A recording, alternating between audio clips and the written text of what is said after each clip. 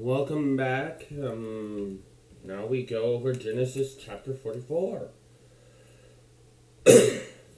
Now Joseph gave these instructions to the steward of his household. Fill them in sacks with as much food as they can carry.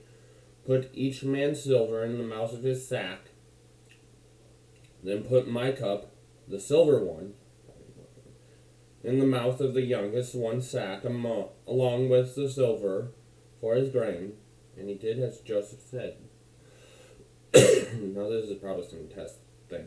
As morning dawned, the men were sent on their way with their donkeys. They had not gone far from the city when Joseph said to his steward, "Go after those men at once, and when you catch up with them, say to them, 'Why have you repaid good with evil? Isn't this the cup of my master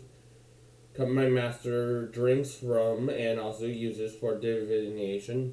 Did Joseph actually do divination? Probably not. Did they know that? No. So he's trying to make the story sound more believable. "This is a wicked thing you have done." When he caught up with them, he repeated these words to them. But they said to him, "Why does my lord say such things? Far be it from your servants to do anything like that. We even brought back to you from the land of Canaan the silver we found inside the mouths of our sacks. So why would we steal silver or gold from your master's house? If any of your servants is found to have it, he will die, and the rest of us will become my lord's slaves."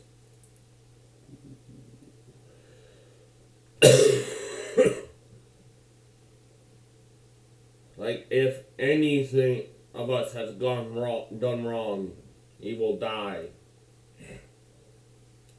"Very well then," he said. "Let it be as you say. Whoever is found to have it will become my slave. The rest of you will be free from blame." He's like, "No, I don't want all of you as slaves. And I don't think Joseph wants all of you as slaves. So you know what? I'm just going to reword what you said." They're like, "That's..." Each of them quickly lowered his sack to the ground and opened it. Then the steward proceeded to search, beginning with the oldest and ending with the youngest. And I'm like, why is everything being done in order? And the cup was found in Benjamin's sack. At this, they tore their clothes. Then they all loaded their donkeys and returned to the city. So they all, and they're like, "Okay, bye, Benjamin." Go. At this, no wait, yeah.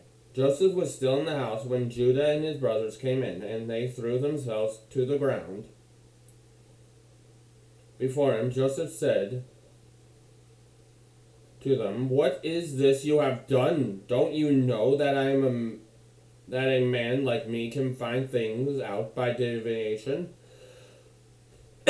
"What can we say, my lord?" Judah replied. "What can we say? How can we prove our innocence? God has uncovered your servant's guilt. We are now my lord's slaves, and we ourselves and the one who was found to have the cup." It's like, "We are now slaves, all of us, and Benjamin too." It's like, okay, maybe that was a little too much. Maybe I can bring it down. People are negotiating. But Joseph said, "Far be it from me to do such a thing. Only the man who was found to have the cup will become my slave. The rest of you go back to your father in peace." Then Judah went to him and said, "Please, my lord, let your servant speak a word to my lord. Do not be angry with your servant, though you are equal to Pharaoh himself." My lord asked his servants, "Do you have a father or a brother?" And we answered, "We have an aged father, and there is a young son born to him in his old age. His brother is dead, and he is the only one of his mother's sons left, and his father loves him. Then you said to your servants, 'Bring him down here to me, so I can see him for myself.' And we said to my lord, The boy cannot leave his father. If he leaves him, his father will die. But you told your servants, unless your youngest brother comes down with you, you will not see my face again. When we went back to your servant, my father, we told him what my lord said. Then our father said, go back and buy a little more food. But we said, we cannot go down only if our youngest brother is with us. Will we go down? We cannot see the man's face unless our youngest brother is with us. So your servant, my father, said to us, you know that my wife bore me 2 sons. Not one of his wife, because he didn't like Leah. Sadly. One of them went away from me and I said, he has surely been torn to pieces, and I have not seen him since. If you take this one from me too, and harm comes to him, you will bring my gray head down to the grave in misery. So now, if the boy is not with us when I go back to your servant my father, and if my father, whose life is closely bound up with the boy's life, sees that the boy is not there, he will die. Your servant will bring the gray head of our father down to the grave in sorrow. Your servant guarantees the boy's safety to my father. And I said, if I do not bring him back to you, I will bear the blame before you, my father, all my life. Now then, please let your servant remain here as my lord's slave in place of the boy, and let the boy return to his brothers. How can I go back to my father if the boy is not with me? No. Do not let me see the misery that would come upon my father. So Judah's like, yes, Benjamin stole it. Let me take the punishment. Judah. Judah's taking the punishment for a crime he did not do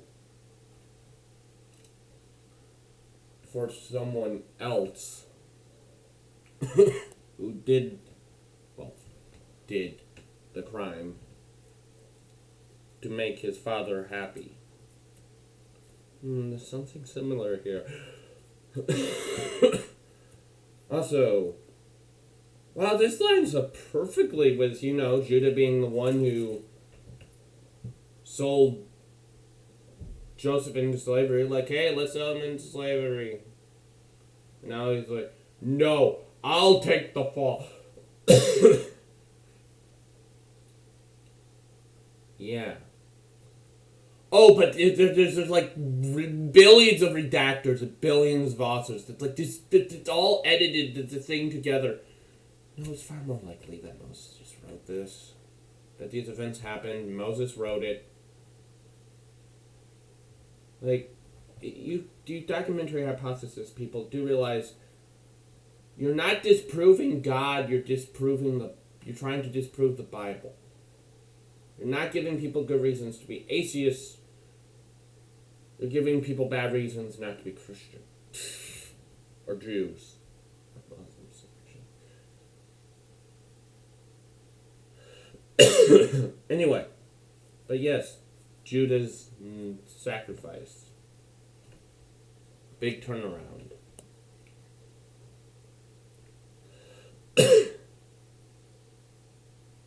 Does this make him really worthy of rule? I don't know. Wouldn't Benjamin be seen as the bad guy? Because, Saul being the former king, being from the tribe of Benjamin, and why isn't Benjamin still ruling over us? Why is someone from Judah? Yeah, what else can you learn from Genesis 44? A silver cup and a sack. A silver cup, just a. Anyway, next time Judah's doing Joseph is to make himself known. We're nearing the end of Genesis, people. See you next Saturday.